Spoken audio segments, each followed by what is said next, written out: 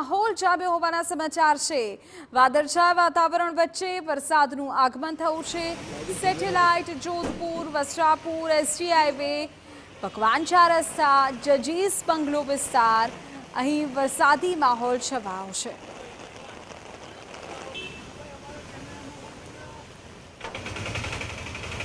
રાજ્યભરમાં વરસાદી માહોલ જામ્યો છે ત્યારે સતત ત્રીજા દિવસે અમદાવાદમાં પણ જે વરસાદી મહેર છે તે જોવા મળી રહી છે। આપ સીધા જ દ્રશ્યો જોઈ રહ્યા છો અમદાવાદથી। બપોરના સમયે જે વરસાદ છે તેનું આગમન થયું છે।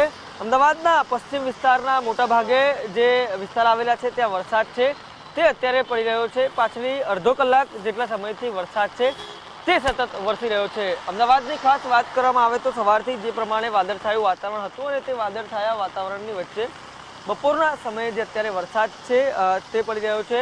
વિસ્તારોની ખાસ વાત કરવામાં આવે તો વસ્ત્રાપુર, સેટેલાઇટ, ગોતા, જોધપુર, જજીસ બંગલો, પકવાન સહિત એસજી હાઈવેના જે વિસ્તારો છે ત્યાં આગળ જે વરસાદ છે તે સતત પડી રહ્યો છે। ત્યારે હવામાન વિભાગની પણ સતત આગાહી છે રાજ્યમાં આ જ પ્રકારે જે વરસાદ છે તે હજુ પણ વરસી શકે છે।